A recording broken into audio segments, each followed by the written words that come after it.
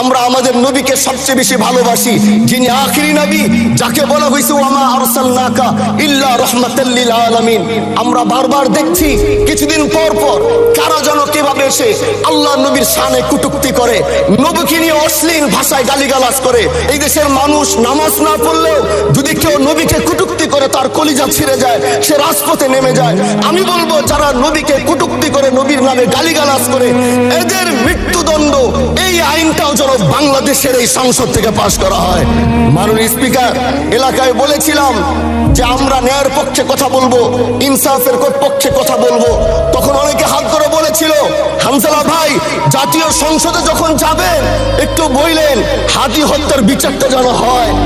ন্যায়ের পক্ষে কথা বলেছিল, ইনসাফের আওয়াজ দিয়েছিল। আমাদের মতোই যুবক মাননীয় স্পিকার, তিনি এই যে স্বপ্ন বলেছিল এক সুন্দর বাংলাদেশ করবার, রাস্তার ভিতরে সেই স্বপ্ন থামিয়ে দেওয়া হয়েছে। এই বিচার যদি না হয় তাহলে আমাদের মতো হামজালাদের নিরাপত্তাও রাস্তায় কেউ দিতে পারবে না মাননীয় স্পিকার। এই জন্য আপনার মাধ্যমে আমি বলতে চাই, হাদি হত্যার বিচার যেন সুনিশ্চিত করা হয়।